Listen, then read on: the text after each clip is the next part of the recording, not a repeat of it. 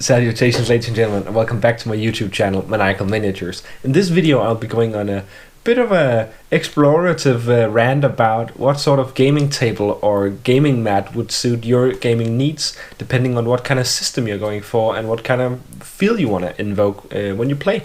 So yeah, let's talk about that. So let me start off by saying the first gaming table I ever had was the Realm of Battle board you could purchase from Games Workshop. It was these big, I believe they were 2 by 2 foot squares of plastic that was sculpted and molded as terrain features, and you could stick these 6 tiles together in any sort of combination and build all sorts of wondrous battlefields.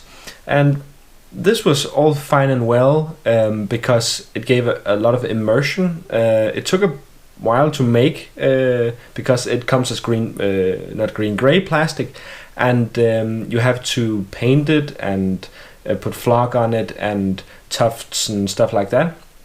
And the downside with that is it will sort of crumble and generate a bit of dust and sand and whatever you want to put on it if you want to get any sort of immersive feel out of that type of gaming table. And I personally dislike that a lot. That, and also because the terrain is sculpted, when you put your miniatures on top of them, sometimes they will tilt over. And I know some of you're playing with metal figures, and if they tilt, you're gonna chip it. And I did that with a model. I painted, spent 20 something hours painting. That'll give you some red ears when that happens. So personally, I'm not a big fan of that. Of course, I would recommend that if you're going for this very immersive feel where realism is key. If you're playing a skirmish game with plastic or resin miniatures, I would definitely consider that. If it's a smaller scale in any setup, if you're playing D&D, I would consider doing this, because in that case you wanna, it's the story you wanna circle around. It's the immersion that really matters in that case, and in that case the terrain would be, in my opinion, very relevant to that feel. Whereas I personally am at the moment using battlemats. It's becoming rapidly more and more popular, and you see them at every gaming tournaments out there, and on most of the battle report channels out there. And personally, I prefer the neoprene ones, like mousepad material. It's like these mats I have from PlayFusion. It's basic mousepad neoprene with heat imprint, is it vinyl? I'm not sure, on top, and these are great quality. You can't crease them in any way. You can be rough with them. You can spill your drinks on them, and you can just wipe it up because they're water resistant. They're stain proof. They're relatively cheap as well. I believe most of them are below £50 or something.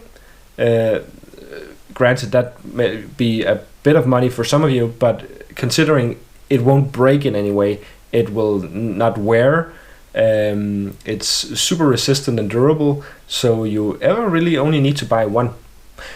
Not that I only bought one, I bought about 3 of them. I bought one with a city feel with roads on it. I really love that one, from, I believe it's from gamemat.eu. Great company, great battlemats, high quality print, and very nice clean edges. The first mats I got was the same type, neoprene, but from what was known as before as the F.A.T mats from Table War.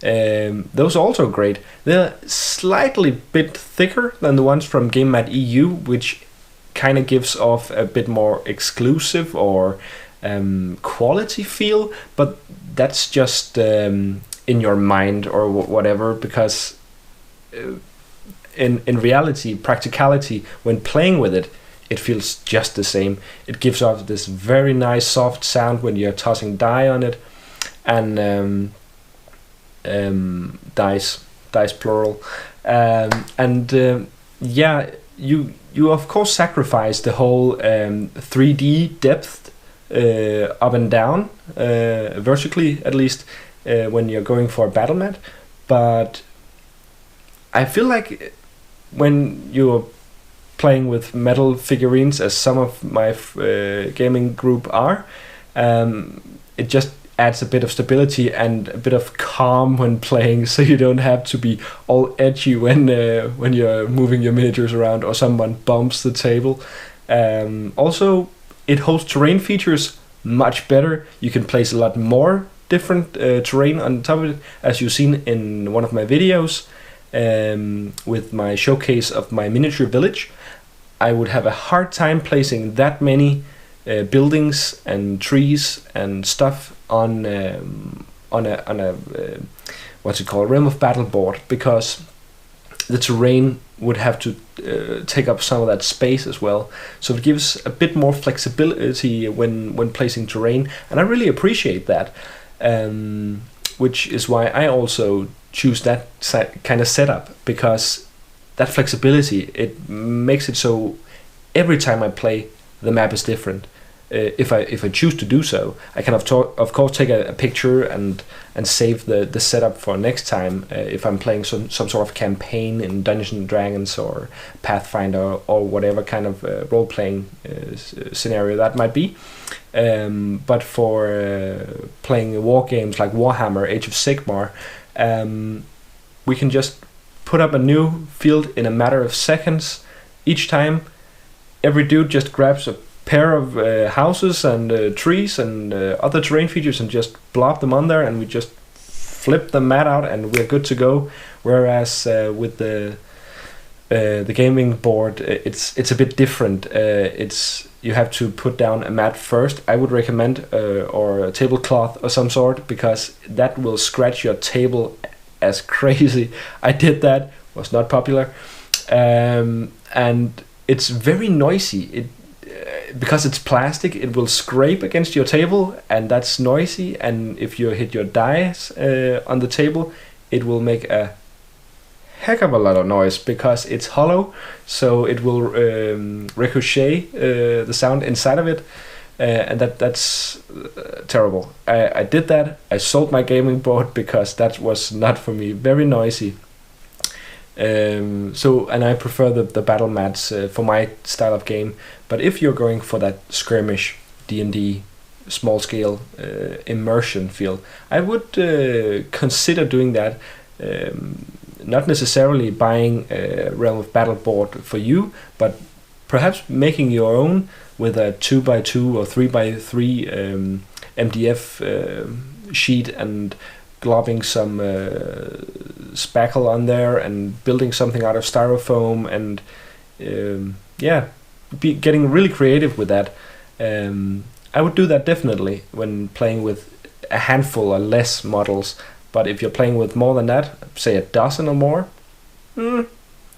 it might be optimal to shift to a battle mat instead. Also, price and time investment as well, because it's easy to set up, it's easy to take down, and it's very easy to store.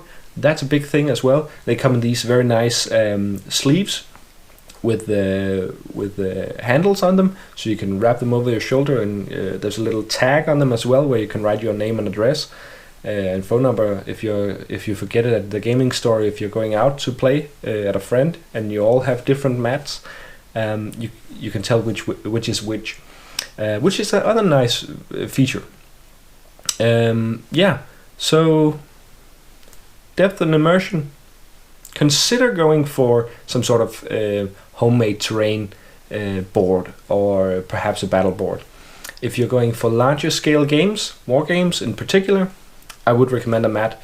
There's also just recently come onto the market from Kickstarter, I believe, or perhaps an Indiegogo campaign, some sort of fleece mats where it's very, very short hairs, which look like grass and hay and stuff like that. It's very intriguing, and you should probably check that out if you want to get that sort of middle ground.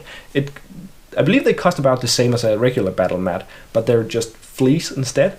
And apparently it doesn't have neoprene on the other side, so it will be able to slide, but which also means you will be able to fit it on a round table, which is nice, because some of these guys that made the commercial for it, they wrapped it around themselves as a blanket and stuff like that. So it's just a regular blanket that you can roll out, and it has all this nice print on it that looks like grass and hills and stuff like that.